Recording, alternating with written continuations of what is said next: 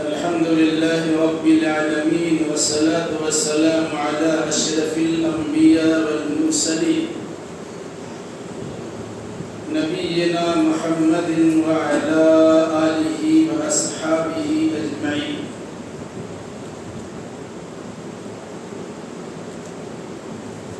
أعوذ بالله من الشيطان الرجيم. بسم الله الرحمن الرحيم.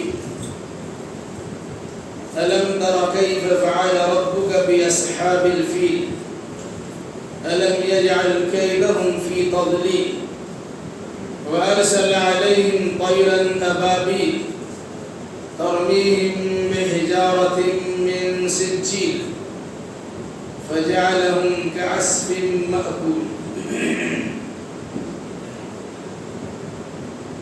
اس سورہ کا نام ہے سورۃ الفیل. اس کی پہلی ہی آیت میں لفظ الفیل آیا ہے. اسی مناسبت سے اس سورہ کا نام سورۃ الفیل رکھا گیا. اس سورہ میں بطور خاص اصحاب الفیل کا بالکل ہی اختصار کے ساتھ ایک واقعہ بیان کیا گیا.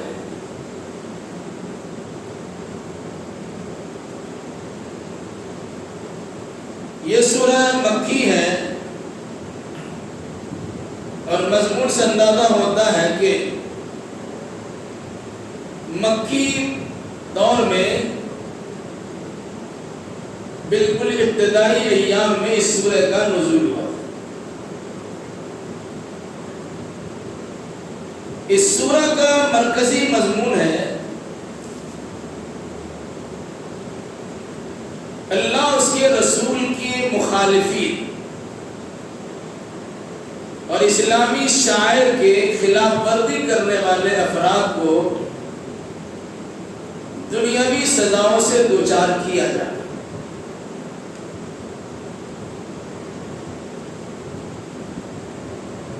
أَلَمْ تَرَ كَيْفَ فَعَلَ رَبُّكَ بِأَصْحَابِ الْفِيلِ.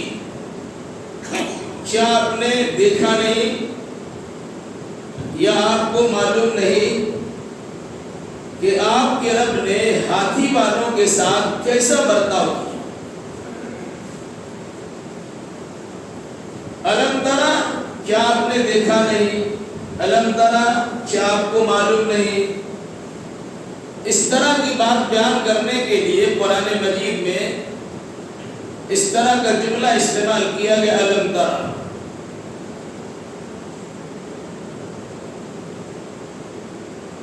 اس سے مراد یا تو صرف اللہ کے نبی صلی اللہ علیہ وسلم کی ذات ہے کہ اللہ نے آپ کو مخاطب کرتے ہوئے کہا کہ آپ کو معلوم نہیں ہے کہ ہاتھی والوں کے ساتھ آپ کے رب نے کیسا سلوک کیا. دوسری بات یہ ہے کہ ہر فرد بشر سے اللہ کا یہ خطاب ہے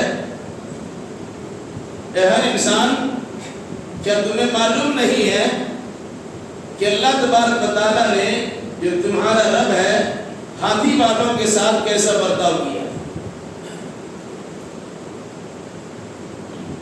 ہاتھی والے کیا ہیں؟ ہاتھی والے کون لوگ ہیں؟ جس سال رسول اکرم صلی اللہ علیہ وسلم کی ولادت باسعادت ہوئی تھی، جس سال آپ پیدا ہو گئے، آپ کے پیدا ہونے سے 50 دن قبل مکہ المکرمہ کے قریب وادی محصر میں جو منی اور مزدلفہ کے درمیان میں ایک جگہ ہے وہاں ایک واقعہ پیش ہے. واقعہ کیا تھا؟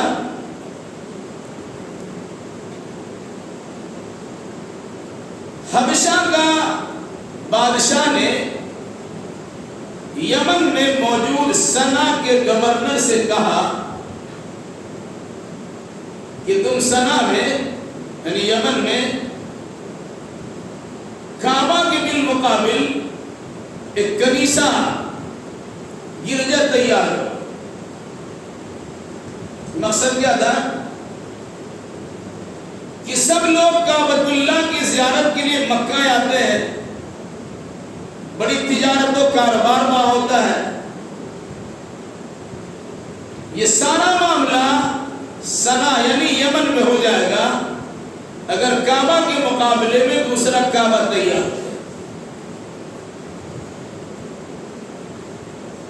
لوگ پوجا کرنے کے لیے، عبادت کرنے کے لیے، بندگی کرنے کے لیے کسی مخصوص جگہ کی تلاش میں رہتے ہیں، تو کعبہ کے مقابلے میں سب لوگ یمن آ جائیں، تیاری شروع ہو گئی، بلکہ کنیسہ اور گرجا تیار کر لیا۔ تاریخی روایت میں یہاں تک بات ملتی ہے کہ کچھ لوگوں نے یمن میں تیار کردہ کنیسہ کو غلاظتوں سے بھر دیا، گندگی اور ناپاکی اس میں ڈال دی، جس کی وجہ سے جوش اور طیش میں آ کر ابراہا نامی گورنر نے مکۃ المکرمہ میں موجود بیت اللہ الحرام کی اینٹ سے اینٹ بجانے کی پوری تیاری کی۔ تاریخ و سیرت کی کتاب سے پتہ چلتا ہے کہ 60,000 کا لشکر جرار، 60,000 کا لشکر جرار تیار کر کے ابراہا نے مکۃ المکرمہ پر اور کعبۃ اللہ پہ حملہ کرنے کا ناپاک ارادہ رکھا، اور اس کی غرض سے وہ مکہ کی طرف روانہ ہو گیا، جس میں ایک بڑی سی تعداد ہاتھی سوار کی بھی تھی، بڑا جانور ہاتھی ہے، اس پہ کچھ ہتبان ہاتھی سوار بھی تھے جنہیں سامنے رکھا گیا تھا تاکہ لوگ اس سے مرعوب ہو کر ڈر کر بھاگ جائیں اور ان کا مقابلہ کرنے کے لیے تیار ہو۔ اسی مناسبت سے اصحاب الفیل کہا گیا، ہاتھی والے افراد 60,000، مقصد کعبۃ اللہ کو اٹھانا اور گرانا۔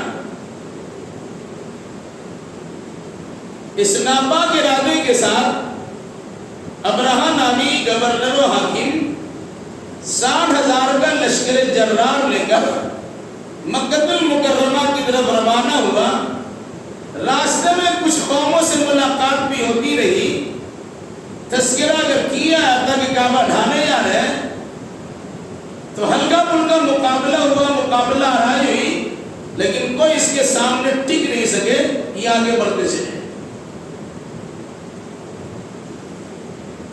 معاملہ وہاں تک پہنچا جو منی اور مزدلفہ کے درمیان میں چھوٹی سی جگہ ہے، اور اس کے پیچھے گویا منی کی آبادی ہے،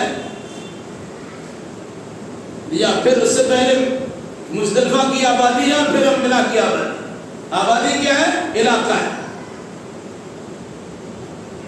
تو منی اور مزدلفہ کے درمیان وادی محصر میں اس قافلے کو قدرتی طور سے روک دیا گیا، کوئی روکنے والا نہیں تھا، اللہ ہی نے روک دیا، اس لیے اس وادی کا نام پڑ گیا وادی محصر، وہ وادی جہاں روکا گیا۔ مکۃ المکرمہ سے کچھ دور کے فاصلے پر، 6-7 کلومیٹر کے فاصلے پر ہوگا، مکہ پہنچے بھی نہیں، اور اللہ تبارک و تعالیٰ نے ان لوگوں کا کام تمام کر دیا۔ قرآن نے کیا کہا؟ أَلَمْ تَرَ كَيْفَ فَعَلَ رَبُّكَ بِأَصْحَابِ الْفِيلِ، کیا آپ جانتے نہیں ہیں، کیا آپ کو معلوم نہیں ہے، کیا آپ نے دیکھا نہیں ہے، یا آپ نے یقین کے کان سے سنا نہیں ہے کہ ہاتھی بانوں کے ساتھ آپ کے رب نے کیسا برتاؤ کیا؟ چونکہ 40-45 سال پہلے کا واقعہ ہے، اور لوگوں میں یہ بات بہت مشہور تھی کہ کچھ لوگ یمن سے آ رہے تھے اور کعبہ کو ڈھانے کا ارادہ رکھے ہوئے تھے، تو اللہ تعالیٰ نے اس فوج کو تباہ و برباد کر دیا۔ یہ واقعہ بہت مشہور تھا، تو یاد دلایا کہ اللہ کے نبی صلی اللہ علیہ وسلم کو اور اللہ کے نبی صلی اللہ علیہ وسلم کے زمانے کے لوگوں کو، تم لوگ اگر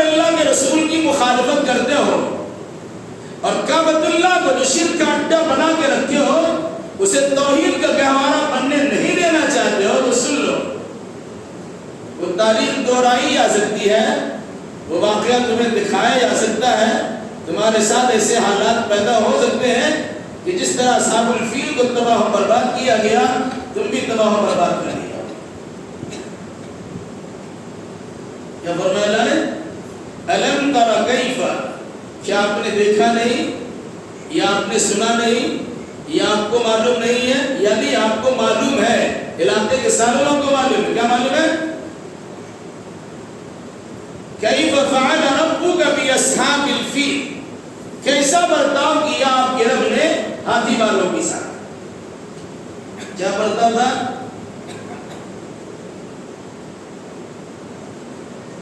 اللہ تبارک و تعالیٰ نے اس ہاتھی پر سوار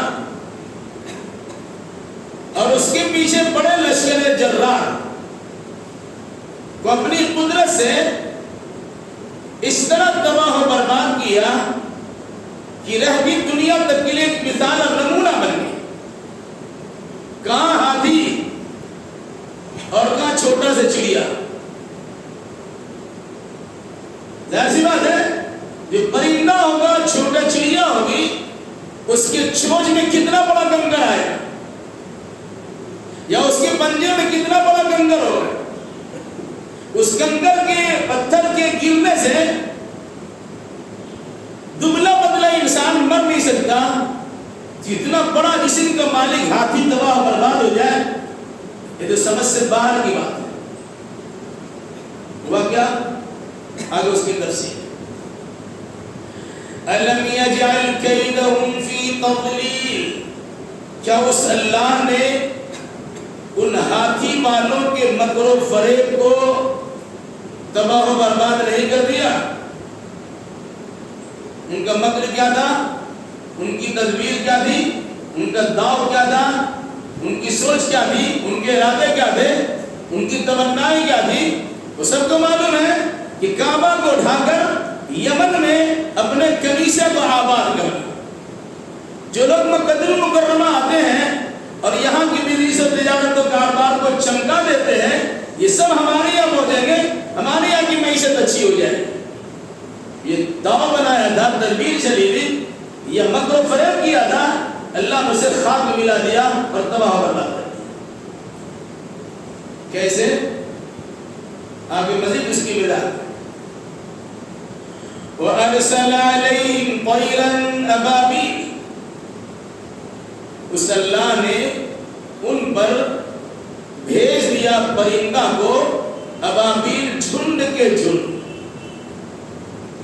بہت سے لوگ کہتے ہیں ابابیل چڑیا، یاد رکھیے گا ابابیل نام کی کوئی چڑیا نہیں ہے۔ بہت سے لوگ کہتے ہیں نا ابابیل چڑیا کے ذریعے سے اللہ نے ہاتھی بانوں کو تباہ و برباد کر دیا، تو ابابیل نام کا کوئی چڑیا نہیں ہے۔ طیر کا معنی چڑیا، پرندہ، ابابیل کا معنی جھنڈ کے جھنڈ۔ بحر عرب یا بحر احمر کی جانب سے اللہ تعالیٰ نے بے شمار چڑیوں کو بھیج دیا۔ کیوں بھیجا تھا؟ یہ چڑیے اپنے منہ کے ذریعے سے اور اپنے پنجوں کے ذریعے سے ہاتھی سوار اور دیگر افراد فوج پر قدرتی طور سے بمباری کریں، وہ پتھر برسائیں گے اور اس پتھر کے ذریعے سے اللہ ان لوگوں کو تباہ و برباد کر دے۔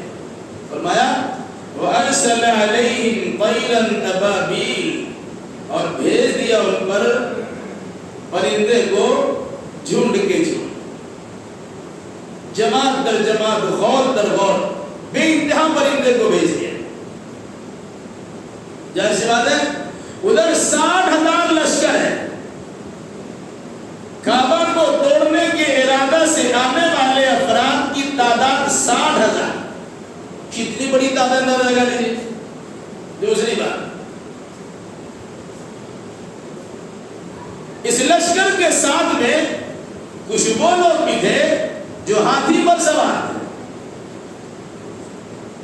ہاتھی اگر پیر کسی انسان پر رکھ دے تو پچا ہو جائے، چمٹا ہو جائے، ایسے ہاتھی سوار لشکر جرار کے ساتھ اللہ تبارک و تعالیٰ نے قدرتی طور سے اپنے کرشمے قدرت کا اظہار اس طرح کیا کہ معمولی سے چڑیا پرندہ کے چوچ میں موجود کنکریٹ کے ذریعے سے جو چنا کے برابر یا مٹر کے برابر وہ کنکریٹ تھا، پکی ہوئی مٹی کے ٹھیکرے تھے، اس سے اللہ تبارک و تعالیٰ نے ان لوگوں کو تباہ برباد کیسے تباہ برباد کیا؟ پھر پڑھیے قرآن کی آیت، ترمیہم بحجارۃ من سجیل، یہ پرندے پھینک رہے تھے پکی ہوئی مٹی سے تیار کردہ کنکر، حجارہ پتھر کنکر، آتش فشاں پہاڑ ہو جس کے اندر آگ کا لاوا پھٹتا ہے، مٹی وہ جلتی ہے، گرم ہوتی ہے تو ٹھیکرے بن جاتی ہے، وہ مٹی ہے لیکن پتھر بن جاتا ہے، اسی سے تیار کردہ پتھر سے ان پرندوں نے سنگباری کی۔ سنگباری کیا تھی؟ آج کے دور کے لحاظ سے بمباری۔ سجیل کے بارے میں علماء لکھتے ہیں اصل میں ہے سنگل یا سنگل، سنگ پتھر، گل مانے مٹی سے تیار کردہ پتھر۔ جب مٹی کو پکایا جاتا ہے لیکن کتنا مضبوط ہے تو پتھر بن جاتا ہے۔ تو کسی آتش فشاں پہاڑ سے اللہ تبارک و تعالیٰ نے ان پرندوں کو حکم دیا کہ اپنے چونچ میں اور اپنے دونوں پر میں ہر پرندے کے ساتھ میں 3 پتھر تھے، ایک چونچ میں اور دونوں پروں میں، دونوں پروں میں ایک کر کے، اس مناسبت سے 3 پتھر یا 3 کنکر ان پرندوں کے ساتھ میں، انگنت لا تعداد ان پرندوں کو اللہ نے بھیجا جہاں یہ لشکر موجود تھا۔ اس نے صرف گرایا نہیں، قرآن کے بیان کے مطابق ترمیم رمی کیا۔ جو لوگ حج میں گئے ہوئے رمی چمار جانتے ہیں، کنکری مارنا، شیطان کو کنکری مارا جاتا ہے، گویا ان پرندوں نے صرف گرایا نہیں بلکہ کنکری مارا ہے۔ پھر مفسرین نے کہا مارنے کی شکل کیا ہے؟ پرندوں نے گرایا اور تند ہوا کے جھونکے نے ان کنکریوں کو اس لشکر پر اور اس فوج پر گویا بم کی طرح برسا دیا۔ کیا فرمایا؟ ترمیہم بحجارۃ من سجیل، یہ پرندے ان پر مٹی کے پکے ہوئے مٹی سے تیار کردہ پتھر پھینک رہے تھے۔ پھر کیا ہوا؟ فجعلہم کعصف مأکول، تو اللہ نے ان لوگوں کو جو لشکر والے تھے ان لوگوں کو بنا دیا۔ کیسا بنا دیا؟ کھایا ہوا بھوسا کی طرح۔ کھیت میں غلہ تیار ہوتا ہے، اس سے دانہ نکال لیا جاتا، بھوس بن جاتا، بھوس رہتا ہے، اس میں کوئی طاقت و توانائی نہیں ہوتی، ہوا کے جھونک سے اسے اڑا بھی دیا جاتا ہے۔ کہا وہ تو بھوسا بن گیا۔ پھر بھوسا کی وہ شکل جسے کسی جانور نے چبا لیا، جب تک چبایا نہیں گیا ہے وہ ٹھیک ٹھاک ہے، لیکن اگر چبا دیا جائے تو جانور کے منہ میں بھوسا کے پڑنے کے نتیجے میں اس میں گلنے کی کیفیت پیدا ہو۔ یہی وجہ ہے کہ آپ جانوروں کو دیکھتے ہوں گے، کانٹا دار پھل کو یا کانٹا دار گھاس پھوس کو اپنے منہ میں لیتا ہے جانور، آرام سے کھا لیتا ہے۔ وجہ کیا ہے؟ جانور کے منہ میں ایسا بھاپ ہے کہ اگر کانٹا بھی وہاں چلا جائے وہ بھی منہ بن جاتا ہے۔ کیا فرمایا؟ فجعلہم کعصف مأکول، تو اللہ نے ان کو کھایا ہوا بھوس کی طرح بنا دیا، ایسا بنا دیا ایسا بھوسا ہو کھایا ہوا۔ اگر اگر آپ کو دیکھنا ہو تو کسی کھیت کھلیان میں چلے جائے، بتانا باڑ پہ چلے جائے، جہاں جانور کو کھلایا جاتا ہے، کھلانے سے پہلے اس بھوسا کی کیفیت کیسی لگتی ہے، اسے ناک میں ڈالا گیا اس کی صورت کیسی بنتی ہے، اور جب گھاس یا اس ناک سے بھوسا کو جانور کھاتا ہے اور اس کی منہ سے کچھ باہر گرتا ہے، اس کی کیفیت کیسی ہوگی؟ اندازہ ہو جائے گا کہ کھایا اور بھوسا کی کیفیت کیا بنتی ہے، یعنی بالکل ہی گویا ختم۔ تو اللہ نے ان لوگوں کو کھایا ہوا بھوسے کی طرح، کیسے ہوتا تھا؟ تفسیر میں اور روایات میں اس طرح کی بات ملتی ہے کہ یہ پرندے اپنے چونچ کے ذریعے سے اور اپنے پر کے ذریعے سے پتھر برسانا شروع کیے، اور ہوا کے تیز جھونکے نے اس پتھر گرنے والے پتھر کو اس طرح زوردار ہوا دیا کہ ایسا لگتا ہے کہ اسے مارا جا رہا ہے۔ پھر مارے جانے کی کیفیت کیا تھی؟ ایسا محسوس ہوتا ہے کہ جس طریقے سے بندوق کی گولی ہوتی ہے چھید کرتے ہوئے نکل جاتی ہے، یا جس طریقے سے چھوٹا سا بم ہوتا ہے یا بم کا حصہ ایٹم بم ہوتا ہے، کتنا معمولی کا حصہ ہوتا ہے، اس کے اندر جو بارودی کیفیت ہوتی ہے جہاں پڑ جائے اور گر جائے اسے تو چلا کے راک کر دیتے ہیں۔ کہا جب یہ فرشتوں یہ پرندوں کے ذریعے سے یہ بمباری ہونا شروع ہوئی، کنکریٹ برسانا شروع کیا گیا، سنباری کا ماحول پیدا ہوا، تو جس ہاتھی پر جس آدمی پر وہ کنکر گرتا تھا ایسا لگتا تھا کہ اس کے اندر میں سمیت بھری ہوئی تھی، زہر آلود وہ کنکر تھا، جس میں کے حصے سے وہ پڑتا تھا وہ چھید کرتا ہوا گلاتا ہوا اندر چلا جاتا، اور کچھ دیر کے بعد ہاتھیوں یا انسان اس کے بدن پہ آبلے پڑ جاتے، اور جلنے کی جو کیفیت ہوتی ہے گھوڑے پھنسی بن جانا، اور پھر اس کے بعد کچھ دیر کے بعد وہ گھوڑے پھٹتے رہے اور معاملہ ختم ہو جاتا۔ قرآن نے کیا کہا؟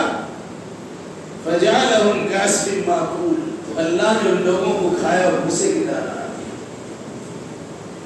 بلکہ مفسرین نے لکھا اس کا جو سب سے بڑا حاکم تھا، جو گورنر تھا ابرہہ، اس پر بھی اللہ تبارک و تعالیٰ کا کرنا یہی ہوا کہ اس پر بھی پتھر گرا، وہ بھاگ نکلا وہاں سے، لیکن یمن پہنچتے پہنچتے وہ بے ہوش ہوا اور اس کا کلیجہ پھٹ گیا، سینہ شق ہو گیا، اور دنیا والوں کے سامنے ایک عبرت کا نشان بن گیا۔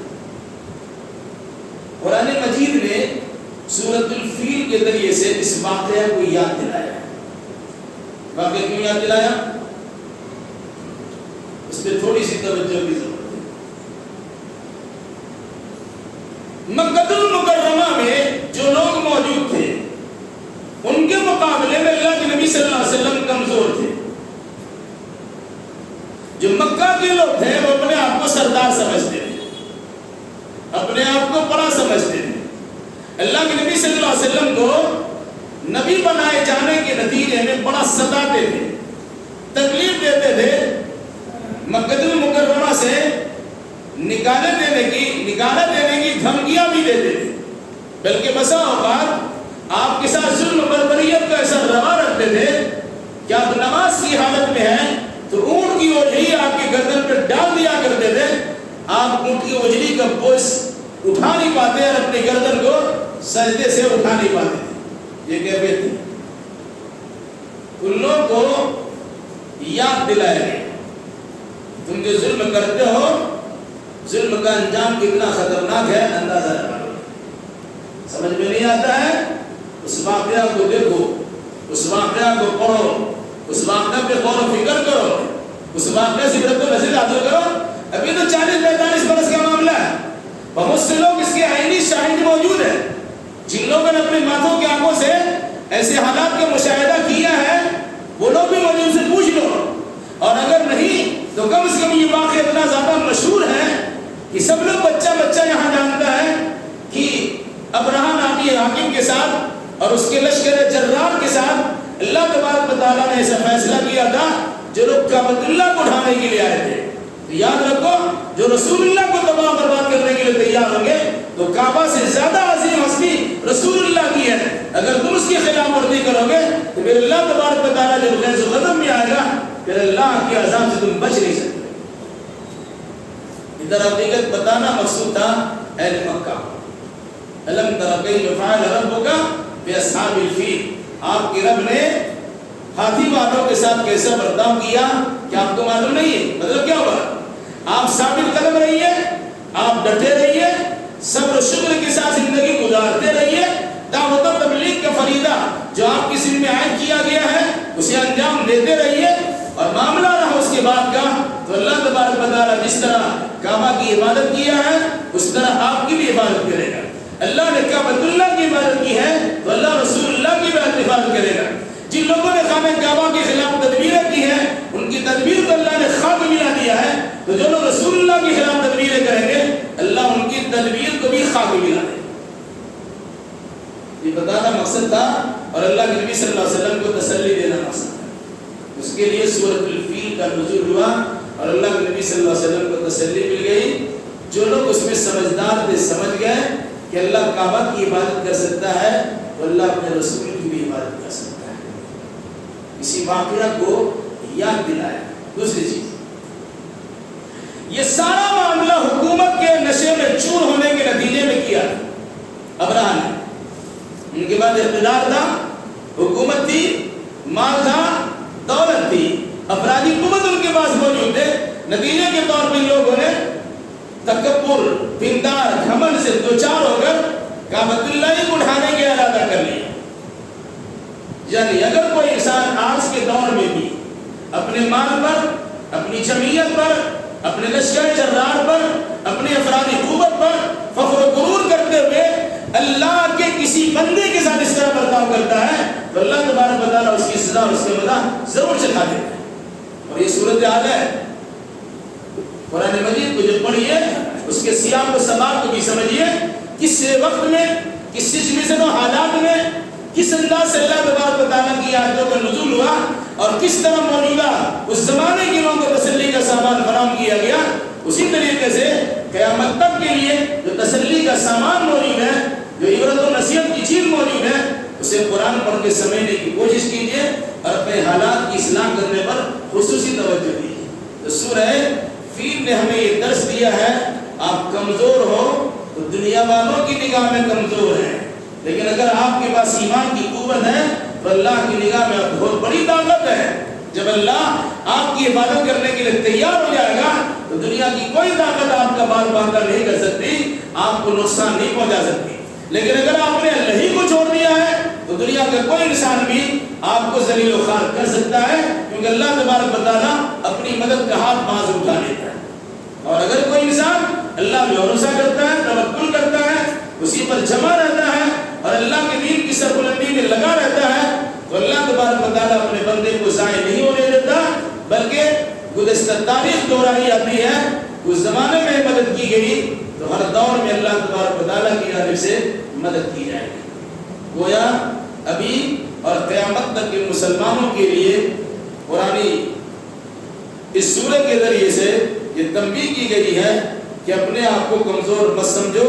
اگر آپ کا رشتہ اللہ سے جڑا ہوا ہے آپ بہت مضبوط ہیں اور اللہ تبارک و تعالیٰ کی مدد آپ کی شامل حال ہونے والی ہے. اور اگر اللہ نے آپ کی مدد کر دی تو عام آدمی بھی اللہ کے فضل و کرم سے محفوظ رہ جاتا ہے. جسے اللہ رکھے اسے کون رکھے. اس سورہ کا خلاصہ یہی ہے، اللہ پہ اعتماد کیے رہیے اور اللہ کے پیغام کو پہنچاتے رہیے.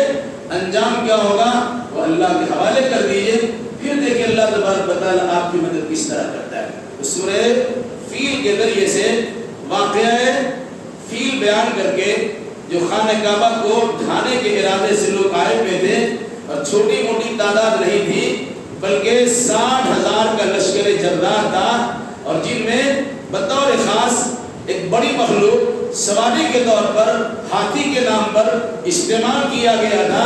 لیکن اللہ تبارک و تعالیٰ نے ہاتھی کا حال بھی برباد کر دیا، ہاتھی پہ سوار لوگوں کو تباہ و برباد کر دیا. اور تباہی بربادی کی جو شکل ہوئی، معمولی سا پرندہ آیا اور اس کے منہ میں اور اس کے پنجے میں مٹی سے تیار کردہ کنکریٹ ڈالا.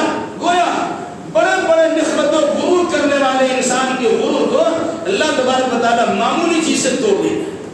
اس لیے اللہ کی دھرتی پر رہ کے تکبر غرور پندار مت کیجیے، اترائیے مت، بلکہ اللہ کی نعمتوں کے سہارے زندہ رہیے اور اللہ کے دین کی ترویج ارشاد کرتے ہوئے اپنی زندگی بسر کرنے کی کوشش کیجیے. اللہ ہمیں اور آپ کو جملہ مسلمانوں کو کتاب و سنت کی روشنی میں اپنے اتحاد سمینے سمجھانے اور اسی مناسبت سے عقیدہ اعمال بجا لانے کی توفیق